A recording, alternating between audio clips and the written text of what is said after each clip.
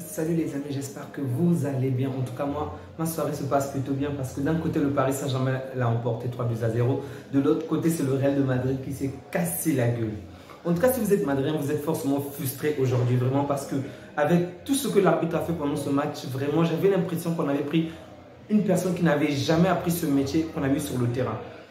Mais d'un autre côté, j'étais satisfait, vraiment satisfait. Désolé pour vous, mais vous allez enfin comprendre un tout petit peu ce que nous ressentons tous les week-ends. Lorsqu'il y a des fautes dans la surface, lorsqu'il y a des fautes au milieu du terrain, lorsque les décisions arbitrales gâchent tout le match. Pratiquement tout le temps, on se plaint de cet arbitrage-là. Aujourd'hui, vous allez enfin vivre, du moins, vous avez vécu au moins ce que nous, on a l'habitude de vivre tellement de fois. De base, ça ne me réjouit pas tant de ça, ok? Le but, c'est que l'arbitrage soit de mieux en mieux, ok? Mais en fait, on est tellement, comment dirais-je, défavorisé que pour la première fois que je vois le Real être sincèrement défavorisé et pratiquement perdre un match, je me dis, il y a un tout petit peu de justice. Bien sûr, il ne peut y avoir de la justice avec de l'injustice. Donc, vraiment, il y a eu énormément d'erreurs d'arbitrage aujourd'hui qui ont fait en sorte que le Real ne puisse pas s'imposer face à Séville.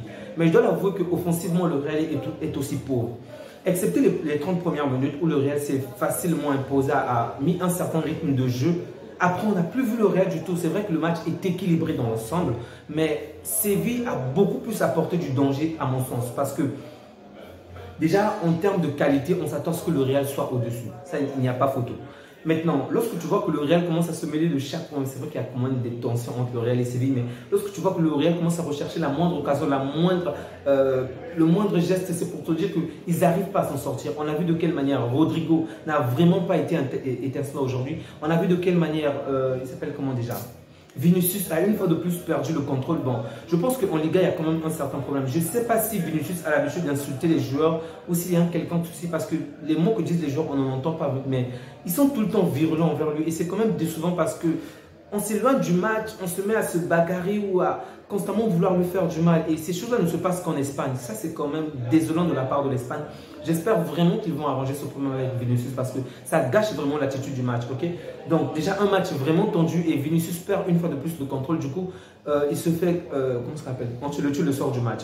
Ok, donc, Vinicius et Rodrigo n'ont pas été vraiment, on va dire, performants aujourd'hui. Mais est-ce que c'est réellement de leur faute? Déjà, avec cette attaque où il n'y a pas un réel neuf, je ne comprends pas pourquoi Rosselló est toujours au banc. Bon, je ne suis pas madrin. Vous, des amis méringuins, n'hésitez surtout pas à me le faire savoir, mais je ne comprends pas pourquoi Rosselló est toujours sur le banc. Pourquoi on n'essaye pas de nous mettre trois attaquants, Rodrigo, Rosselló et Vinicius? On compte constamment sur Bellingham qui est au milieu du terrain. C'est vrai que Bellingham est très décisif depuis le début de cette saison, mais ce n'est pas son poste. Ok, de base, ce n'est pas un attaquant. Et je dois le dire que, ouais, je comprends. On te le dit dans le sens où Bellingham, j'ai l'impression qu'il a 7 poumons. Vraiment, du début jusqu'à la fin du match, il parcourt le terrain du nord au sud. Il fait pas mal d'actions, vraiment. Je suis vraiment bluffé par ce joueur. Là, je ne vous parle pas juste de ses performances, mais de sa grinta, de sa détermination, de, comment dirais-je, de tout le souffle qu'il a vraiment. Je crois que vers la 88e minute, il a carrément une action où il mène la contre-attaque, ok.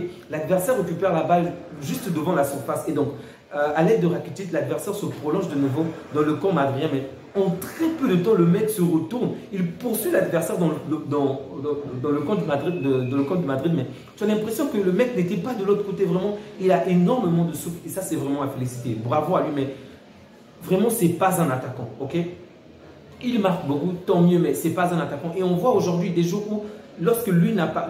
C'est vrai qu'il a apporté du danger avec sa créativité, c'est bien, mais lorsqu'il n'arrive pas à faire la différence, c'est tout le Real qui coule. Lorsqu'il n'arrive pas à faire quoi que ce soit de dangereux, ben, offensivement, le Real n'est pas assez bon, sincèrement. Et je pense que Rodrigo, ça se ressent avec Rodrigo, ça se ressent avec Vinicius, parce que de base, et si vous vous souvenez de mes vidéos que je disais, je crois que c'est la saison dernière, j'expliquais déjà que Vinicius est très bon lorsqu'il faut éliminer, mais il a besoin d'une certaine personne pour combiner, ok?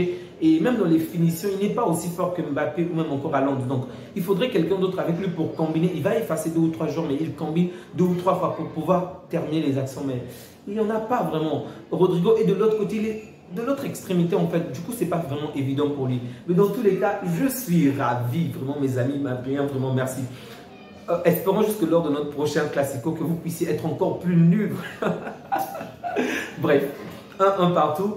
Et j'ai vraiment aimé l'attitude du match. Vraiment, l'attitude. Là, je ne vous parle pas juste de du souci qu'il y a eu entre, il s'appelle comment déjà?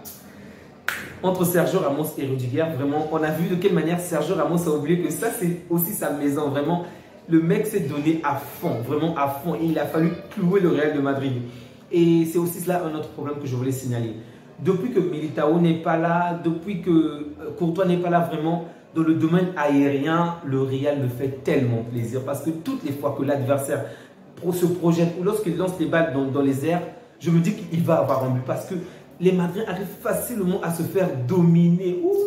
C'est vraiment criant. Je me suis même demandé pourquoi Séville n'a pas fait, en fait, n'a pas réalisé plus de centres dans la surface adverse. Déjà, Kepa a tellement peur qu'il ne se lance pas dans le défi. Premier point. Les défenseurs madriens, eux, je ne sais pas comment, malgré la taille de certains comme Rudiger ou Alaba, mais facilement on les prend de haut. Ramos les a dominés dans les airs, je ne sais même pas combien de fois. Et il n'a vraiment pas de bol, Ramos, en ce moment. Je ne sais pas pourquoi, mais le Ramos qu'on connaît aurait pu marquer de la tête aujourd'hui. Mais ça n'a pas suffi. Mais j'ai aimé vraiment l'attitude qu'il a eue avec Rudiger, vraiment, parce qu'il a oublié que, en fait, il n'a pas oublié, mais il voulait vraiment que Séville gagne. Et du coup, ils se sont vraiment mis en danger. Ils se sont vraiment, comment dirais-je, il y a vraiment eu cette dispute avec Rudiger et il s'est même mis à tirer les jeux. Je crois que je vais poster certainement la photo quelque part ici ou ici. Et c'était vraiment intéressant parce qu'on a bien ressenti de la colère, de la nervosité entre ces deux joueurs-là.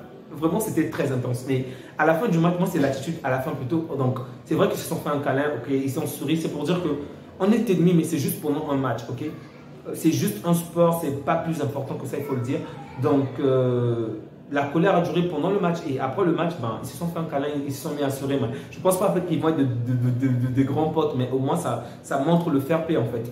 Pendant le match, on est adversaire, mais après le match, ben, on passe à autre chose. Et j'espère que la même chose va s'appliquer également à Vinicius parce qu'il y a tellement de joueurs virulents envers lui, il y a tellement de supporters qui crient tout le temps envers lui. Là, je ne vous parle pas des cris racistes. Bon, aujourd'hui, je ne pense pas qu'il y en ait eu, mais j'espère juste que lui aussi qui va être moins provocateur, ok, afin que tout puisse peut-être mieux se passer la prochaine fois.